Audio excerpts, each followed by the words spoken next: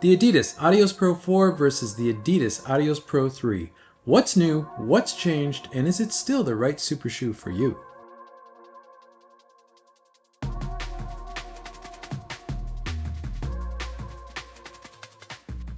There is no doubt that this shoe, the Adios Pro 3, has been a fan favorite for over 2 years.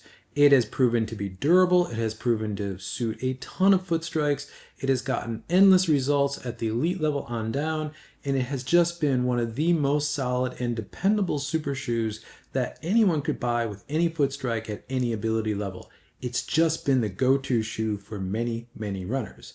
But this year, with the introduction of this shoe, the Adios Pro 4, everything has changed. This marks a completely new direction for Adidas running and what they're doing with the Adios Pro series in general. There are some massive changes in this shoe which may make a lot of runners who never really ran in Adidas running or tried Adidas running but didn't like it for whatever reason, this may be the shoe that changes their mind. But a lot of people who stuck with Adidas running and loved Adidas running for a specific feel that it had, which was firmer, denser, a very sharp type of fast resilience or energy return, may not like this shoe as much because, like I said, this marks a completely new direction. So in this video, I'm going to break down the major changes between the Adios Pro 3 and the Pro 4 and try to get to the bottom of, is this still the right super shoe for you? And as always with my versus videos, let's start with the specs. Now on paper, these two shoes are nearly identical from a spec standpoint. The stack height and the drop are the same. There's a 0.5 millimeter difference in the Adios Pro 3, but I don't think that's real. I think that's just how Adidas was speccing it at the time. The Adios Pro 4 does drop some weight. It puts it at 7 ounces or 200 grams or thereabouts. And as you can see from the two pairs of shoes that I actually own, the Pro 4 is lighter. And I will say that you do notice the less weight on foot, and more importantly, you notice the way the balance of the weight is, because the Adios Pro 3 has always been fairly bottom heavy. There's been a big chunk of foam under the foot, and you always felt the weight of the shoe in the midsole of the Adios Pro 3. The Adios Pro 4, with the much more airy foam, it just feels kind of all around the foot. You don't get the swing weight or the bottom heaviness that you did in the Adios Pro 3. And that's one of the big substantial changes in the way the shoe feels on foot. Technology-wise, there are a ton of changes though. The upper on the Adios Pro 4 is a completely new material. I'll get into that. The foam in the midsole is still called Lightstrike Pro, though it's a brand new formulation. It's much lighter, it's much softer, it's much more airy, and it's much, much more bouncy. But you still have the Energy Rods 2.0 that were in the Adios Pro 3.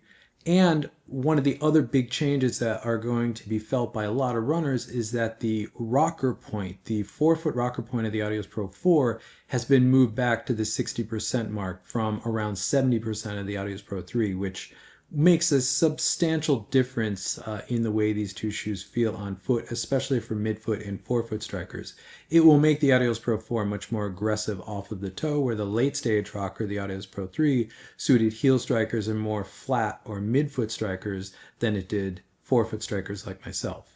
And from a ride characteristic standpoint, there's also a substantial change here. The Adios Pro 4 is now a very bouncy ride. The energy return is still there, the resiliency is still there, but it's now very soft, very bouncy. Whereas I would always call the Adios Pro 3 or classic Lightstrike Pro feel as more springy, more shock-like. You never sunk into that foam, but it responded with the energy return very fast. Whereas the new Lightstrike Pro and the Adios Pro 4 definitely has a sink and it's a slower return, but the same amount of energy return is there, and you do feel that difference quite drastically running in these two shoes. Moving to the outsole on the contact patch, the first thing you're going to notice here is that the Adios Pro 4 is actually wider in the forefoot, and the Adios Pro 3 was a wide shoe. I think Adidas really put this beautiful piece of foam up under the ball of the foot and really made that shoe just very stable, and you really engaged a ton of foam. They've actually added to that in the Pro 4, but I think a lot of that is for stability because the foam is so much softer, so much more compressive. The mid of the shoe is a little bit wider in the Pro 4, though you still have the big cutout, so people that have pronation issues or they would collapse the cutout area of the medial midfoot on the Pro 3. That problem is going to even be more acute on the Pro 4. And the heel width is a little bit narrower in the Pro 4 than it is over the Pro 3. But honestly, there's a lot of other things you're going to notice before you actually notice a width difference in the heel. And looking at the outsole coverage of these two shoes, this is also a substantial change. We have removed the Continental rubber, which has graced the Adidas Adizero line for many years now, with a new CPU outsole. It's a cast polyurethane outsole with a small piece of Continental rubber under the big toe. This new midsole pattern on the Adios Pro 4 gives a much softer feel. It gives a lot of grip, though not as much grip as the Continental rubber, but it gives substantial more durability, and the weight is probably about a third of what the Continental rubber actually was. But Adidas has put Continental rubber under the big toe, which is where you really need it, and I will say you do notice that on wet to dry transitions where you do need that little extra grip, because CPU outsoles, while they have really good grip, they aren't the best grip when you're going in that condition. That's where that little piece of rubber is really helping you, and you do notice that considerably. Let's start with the uppers of these two shoes, and I'm going to start with this, the upper of the Adios Pro 3. Because for all of the compliments of this shoe and all of the fans of this shoe, I think most people are talking about how much they like the midsole and the ride of this shoe, not this upper. The upper on this shoe is notorious for being awful. It is one of the most over-designed, over-thought uppers that you could possibly do. Everything that was bad about an Adizero upper, from a material, from a fit, from the overlays, and all sorts of other engineering things, unfortunately, this shoe got all of it. Now, this upper really, I think anyone who ran in this shoe, you know how much this hurt your foot. Even if eventually you figured out a way of running in the shoe comfortably with some sort of sock combination or Band-Aid or plaster, rotation, you eventually found a way to make it work, but it took a lot of trial and error. This was just an awful upper. The two biggest problems in this upper with the material, the cellar mesh material, it was a no stretch, but also very harsh on the foot. So it really created a lot of pinch points, a lot of rub points, and it caused a lot of problems. The base of the eyelet chain, these four posts here on both sides, these were just in the worst possible place from a lockdown standpoint, because you got the mechanical lockdown at the base of the eyelet chain, which is where you don't want it. You want it more in the mid to top. But also this created a lot of pressure points on one of the most sensitive parts of the foot, around the knuckle of the big toe or the top of the foot. Tons and tons of issues from blistering and rubbing and just everything in this area. And then lastly, I guess the third one would be the heel. This was a very soft heel counter and Achilles flare in this shoe. And if you ever had problems with an Adizero upper in the heel, this was one that probably gave you a lot of issues. But like I said, a lot of us dealt with that and figured out a way of dealing with this upper, because this midsole and the ride of the shoe was just so good. I'm very happy to say, though, in the Adios Pro 4, though, all of those problems in the Adios Pro 3 have been resolved. This is a completely new upper, and basically every problem that's ever been talked about in the Adios Pro 3 is mostly solved in this upper. This is a new microfit or light lock material. I'm not sure what Adidas actually calls this upper. I think the entire upper system is called light lock, but the actual textile they're using, which is very soft, very conforming to the foot, very compliant to the foot, but it's not constricting at all. It's a one-way stretch material. So it stretches to give a good fit, but it doesn't stretch and allow your foot to move around in here. This upper material is really something brand new for Adidas. We've never seen an Adizero upper that's been this soft or this lightweight. Even the Evo 1, which had a very, very, very clear mesh-like upper, this is softer and more compliant to the foot than even what was on the Evo 1. So it's a really great material. The overall fit of this shoe is a race fit, but like I said, this upper material is not constricting at all. There's a couple other technologies in this upper. We have the sling launch system in the heel, which we've seen on Adizero shoes for quite some time. It was on the Adios Pro 3 as well. That's really to keep the midfoot connected to the heel and help bring the Achilles counter into the back of the foot. But there's another channel system in here called the light lock system, which is a band that runs along the eyelet chain and connects the eyelet chain down to the heel, which has the ability of pushing the lockdown of the shoe towards the heel and really bringing the midfoot and the heel together, giving you a really great lockdown. The volume in the forefoot of this shoe is generous, though again, this is a super shoe, this is a race fit, so this is still a tighter fit. This is not a training fit. And there's a very nice toe bumper here that keeps the material off of the toe. Moving to the width of the forefoot, I would say that the width of the Pro 4 is similar to the Pro 3, but this shoe fits not quite as wide as the Pro 3. This was known to be a fairly generous fit, especially for a super shoe. I think in the Pro 4, we have the same amount of width, but the way the upper material is built around the foot, I just think it pinches in just a little bit more. Not in a constricting way, but if you had a wide foot and you made it work in the Adios Pro 3, this is going to probably be a little bit different. You're probably going to have to work around it a little bit and maybe size up half a size, which is going to create some other issues with heel lift or some toe issues. But in general, I don't consider this shoe to be as wide or generous fitting as the Pro 3 was. And moving to the fit overall of this shoe, I went true to size with this shoe. This is my standard US men's size 9 that I buy every shoe in. In fact, this is also a US men's size 9. So I went the same size in both of these shoes. Now, I have seen people saying that you should size up half a size in this, especially for longer distances. I'm not finding that, but I guess I like my race shoes, my super shoes, to fit a little bit tighter. I don't want the full thumb's width between the big toe and the front of the shoe. I want maybe a pinky's width. So I like a tighter fit. For the amount of distances that I did in the shoe to test it for these videos, I intentionally ran a lot of downhills fast because that's something that's going to really push my foot forward. And if I'm going to have any toe issues in the toe box of the shoe, that's something that can really accelerate those.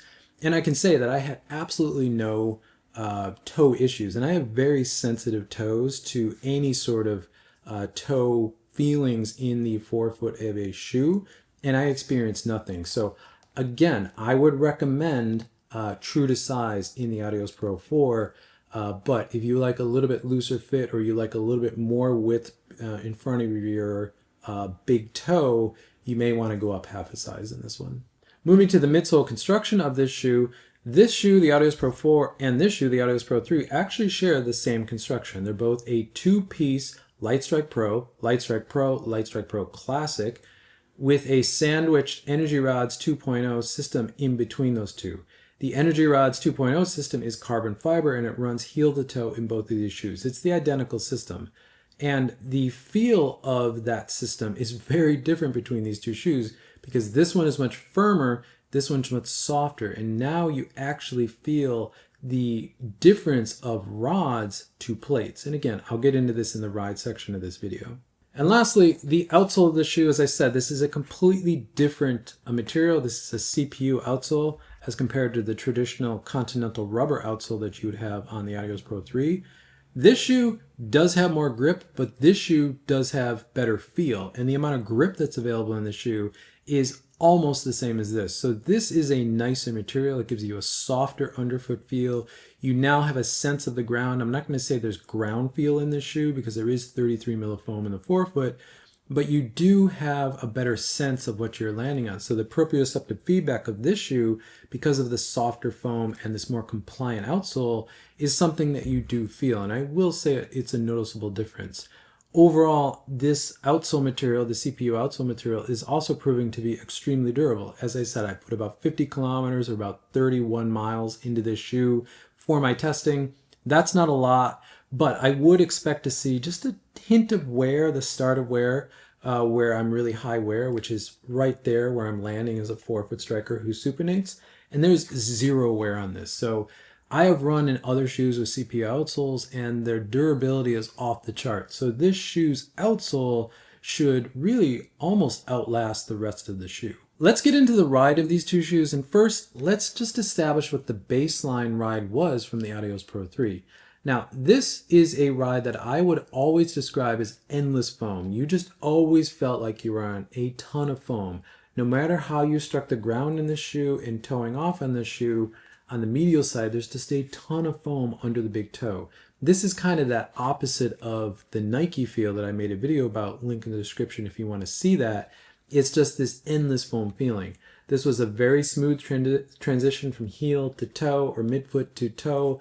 Just a nice, comfortable ride that I think suited a lot of different strides. Additionally, the midsole foam, the Lightstrike Pro Classic foam in this shoe, was just known to be extremely durable. It did require a small break-in period, probably about, I would say 20 to 40K or about 12 to 25 miles, somewhere in there. But once you got through that initial sort of run, this foam was remarkably consistent for hundreds and hundreds of kilometers. I had seen people posting that they have 5, 6, 7, 800 kilometers in this shoe and it still feels great. It just was a bit of a tank of a shoe, and that's one of the reasons people loved this shoe. That endless foam feeling that was very durable, very consistent through a ton of miles. That has basically all changed in this shoe. Now, this foam, this Lightstrike Pro foam, is just much softer, much more bouncy. It's much closer to Zoom X now. It's got a similar sink, but it's got a different rebound. But it's nothing like the foam that was in the Adios Pro 3. This is a completely new direction for Adidas running. And beyond the softness and the sink and the bounce of this foam, the other big change, and this is probably one of the biggest things that most runners are going to feel in the shoe beyond the softness of the foam, is the rocker point for this shoe has been moved back considerably. This shoe now gets the Evo 1 geometry. As you can see here, the rocker point in the Adios Pro 4 has been moved back to about the 60% mark, whereas the rocker point on the Adios Pro 3 was around the 70% mark. So the Pro 4 is a much earlier rocker. It suits midfoot and forefoot strikers much better, where that late stage rocker of the Adios Pro 3 definitely suited, I think, heel strikers a little bit better because it rolled them off the toe a little bit nicer. And that more aggressive geometry inherited from the Evo 1 definitely makes this a much more responsive, much more aggressive shoe. Even though there's more width in this shoe and the foam is softer, you're getting just a much more propulsive ride. You're getting more of that roll. You're still getting that endless foam, but instead of being up on the endless foam like you were on the Adios Pro 3, you're now sinking into that endless foam and you're feeling it roll you forward and then bounce off the forefoot. With that moved in rocker point and the softer foam, this shoe just becomes a completely different ride over the Pro 3. And it's a ride that is very different than the Pro 3. This shoe rides and feels much closer to something like Nike's Alpha Fly 3 than it does the Adios Pro 4, or really any shoe that came before it.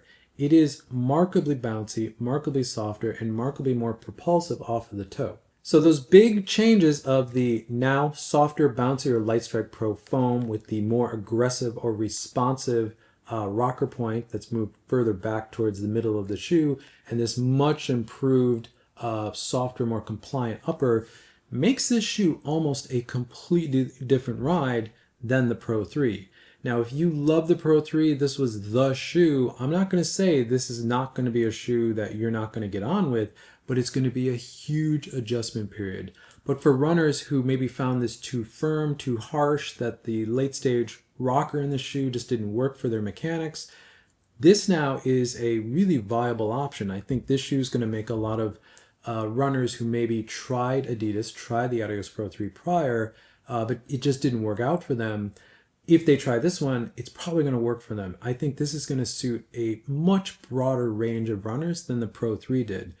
But again, if you love the Pro 3, there's going to be a big adjustment period to this shoe because this shoe is totally different.